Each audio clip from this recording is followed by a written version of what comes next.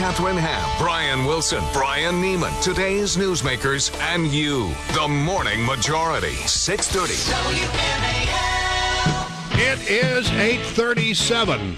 Hit me with your best shot, baby. Hey, listen, it's so good to be with you this morning. I've already started my holiday weekend. It appears you have. I have summer sausage and a hamburger and some apple pies. Because it's 8:37, which is exactly the time for a burger and summer sausage. Well, I've been up since 2. It's all right. I'm eating this is my lunch. I had some macaroni salad and food down the hall. So And anyway. 5 Miller Lights, but we won't get into that. And I want to add a perfect heart still. Right. Even still. Hey, listen, we want to talk to Jim Engel from your Fox News channel, who's on the line right now. He is the senior Washington correspondent, an all-around good guy because he comes from the great state of Texas. That's true, and you're making me hungry. Yeah, well, listen. Stop on by, Come man. on by. We got chow. Don't worry about it. Jim, there was a story on FoxNews.com that had your name attached to it that we all here had a great deal of fun with earlier this week. I wanted to talk to you about it. It has to do with the state of Maryland now imposing a requirement for all graduating seniors that they have to do something to learn about the environment before they can actually be allowed to graduate. What's been the reaction to that story? Well, the requirement, which is rather vague, is for environmental literacy. Yeah. Now, mind you, so there's sort of that general thing, but it is not a separate course. It's not any kind of separate work. It's supposed to be woven into all the other courses. No one knows how this is going to work. No one knows how it's going to happen. Well, we know what's going to happen, don't we? Well, you might have a pretty good idea of how it's going to play out depending on where you are. Now, if you live along the Chesapeake Bay, you might take students out, to look at the quality of the water and talk to oystermen and that sort of thing. If you live in another part of the state, it might be about agricultural lands.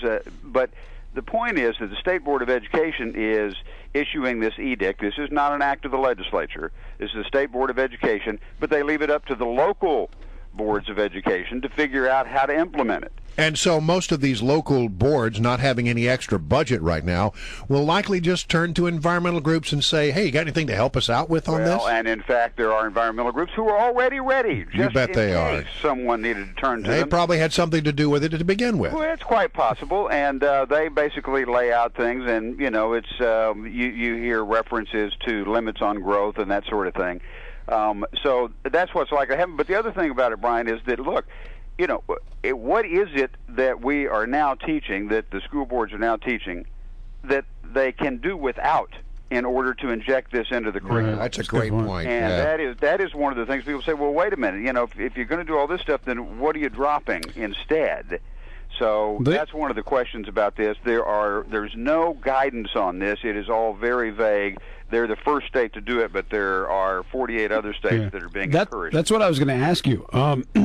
Do we know why Maryland was the first state, or is there a group that's pushing this to school boards and states across the country? Because I know in your article you said that there were 40 other states that were being asked to do this. I mean, who was doing the asking, and why was Maryland the first? Well, there's a National Association on Environmental Education that has obviously done a lot of work on this, and is the one I was mentioning earlier that has a whole proposal for school boards that they could take as not quite as a template for what they're teaching, but as a guide for how to approach this.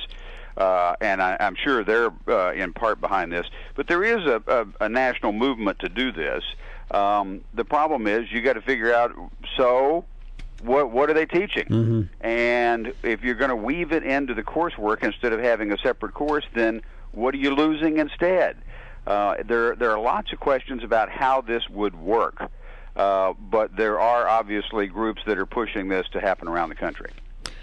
Jim, I wonder if you know anything about, Fox announced this new ensemble opinion show called The Five, which will replace Glenn Beck's show. You got any behind-the-scenes news on that? Who will appear, and will we get to see your shining face there? No, I don't do any program announcements. That's all done out of New York, so don't get me in trouble. You're a very wise man, Jim Engel. I figured that might be the case. You're a very wise man. Hey, it's all I can do to keep up with the debt ceiling negotiations. Speaking of those issues, where does it stand? I mean, August 2nd is this deadline. Now, we've talked to several Republicans who don't seem to be too worried. We've talked to some economists who say, hey, it's not the end of the world. And then I've heard other people say, you know what, we better get something done, or at least a plan in place by August 2nd. I'm wondering what you're hearing on the Hill when it comes to that deadline actually meaning something. Well, people are a little skeptical because they were first told by the Treasury Department that the deadline was going to be toward the end of March or no later than the middle of May. So you can excuse them for being a little skeptical and a little questioning about when the crunch actually comes. Most of the people I've talked to, including a lot of conservatives, say, yep, sometime in August it starts to get difficult. You can still pay bills. You can still pay the interest on the debt. You can still pay Social Security, Medicare, Medicaid, all the entitlement programs. But then there's not much left over for anything else. So at some point, you do start to hit a crunch. It's not clear when it would be. You won't know until you get tax collections toward the end of July. But I'll tell you, one thing about the debate right now is that we're in the theatrical phase of yes, this operation. You look up on Capitol Hill and you see for days this week we had Democrats out there railing against one tax deduction or another. Now, we're talking about trying to cut $2 to $4 trillion, and they're talking about things that cost $100 million over 10 years or $3 billion over 10 years. Let me give you a couple examples because this is a dandy. Look, you've got the racehorse tax deduction, the accelerated depreciation. That's $136 million over 10 years. A lot was made of that, though you didn't hear some people from New York who also have a lot of racetracks talking about it. But that's $136 million over 10 years. Not going to get you very far toward a $2 or $4 trillion goal. You had people talking about the accelerated depreciation for corporate jets. Yeah, that's a favorite of mine. What do you know about that? Over 10 years, Brian, and get this. That was extended in the president's own stimulus program. Yes. So the man has a lot of audacity, doesn't he? The president's up at a news conference ridiculing this thing, which he himself extended in his own stimulus. Which I believe House Republicans voted against en masse if it was part of the stimulus. There's one even worse, and that is that Democrats were calling for a change in an accounting practice called LIFO, which determines how you deduct things and calculate your profits if you're a small business. According to the Small Business Administration, in the Obama administration, if you were to eliminate that, as Democrats are suggesting, they had previously said it would result in tax increases for small businesses that could ultimately force many of them to close. Now, small businesses are the ones who create jobs. Economic engine of this country. They are the ones who create the jobs in this country. And here we are talking about, this is less than that, this is a little accounting thing, no problem. And the administration itself has determined that it would cause many businesses to close, and that would clearly affect job creation. So, look, there's all kinds of wacky stuff going on the Hill right now out in public. Let's hope that the things that are going on behind the scenes are more serious than what we've seen. All right, Jim. Great to have you on. We really appreciate it. Good to be with you. Hey, thanks, Jim. Jim Angle, Fox News Channel, here with the morning.